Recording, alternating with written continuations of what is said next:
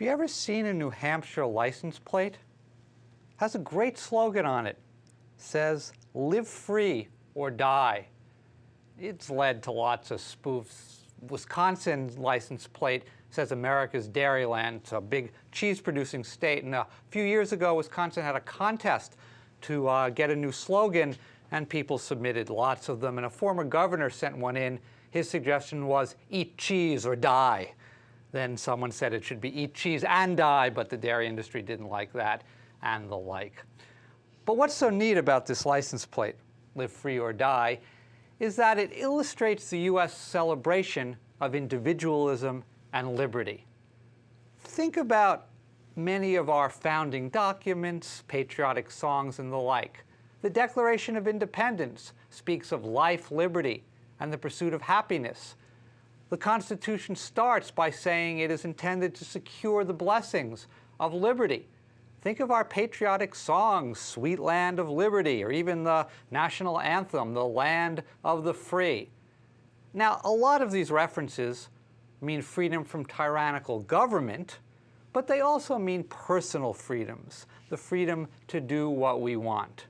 That's certainly the view that many young people in this country have. There was a survey done a while back, 1989, interviewed 1,000 people in your age range, 15 to 24, and asked them about their views of freedom, individualism. I want to read some of the answers because there was then a follow-up with some in-depth interviews. And the answers are really pretty amazing. Here are some of the things they said.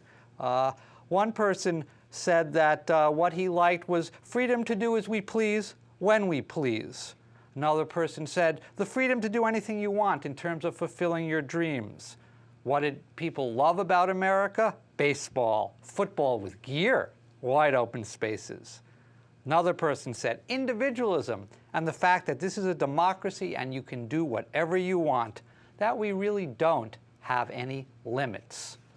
You know, this means you can drive the biggest, meanest SUV that you want. You can even stick my New Hampshire license plate on it. Now, are there any limits to individualism? Is there anything society can do or ought to do to limit what we as individuals can do? John Stuart Mill wrote a famous book in the 19th century.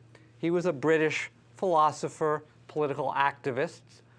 The book was called On Liberty, and he asked that question. He said, are there any conditions under which the government and the society can limit what you or I can do?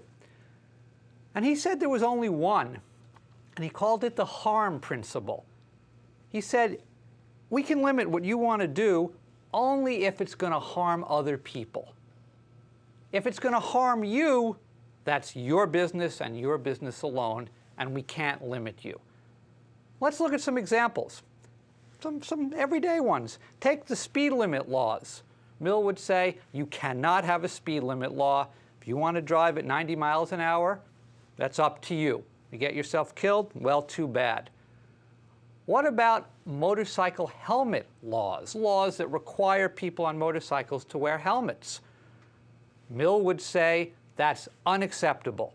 If you want to drive without a helmet, get yourself killed, that's your business. Here's one that might strike closer to home. What about laws that prohibit you from taking any drug you want? John Stuart Mill says government, society cannot do that. It's your individual right to mess up your body as you like. Now, this might seem really neat to you. You know, hey, I get to do what I want. But there might be some problems. It may be that we can defend some of these laws in broader terms. Take the speed limit law. It may well be that if you drive at 90 and get yourself killed, you're not the only one who's hurt. Going to call out the police, ambulance, a lot of medical stuff. What about your family? Maybe we as taxpayers are going to have to pay a lot of money to support them. So there may be harm to others. Similar argument with helmet laws. Again, you may get killed, but it's going to cost us, taxpayers, everyone else, a lot of money to take care of that. Drug laws. may lead to lots of antisocial behavior. People who get high sometimes do dumb things. Sometimes they crash. Sometimes they assault other people. Sometimes they get heart attacks. Lots of cost to us. You know, even this SUV uses an awful lot of gas, pollutes a lot, awful lot of metal and rubber and plastic in here. And we know that when SUVs get into accidents, the people in the other car are often severely injured. So there may be some costs to this allowing SUVs, to this notion of rights.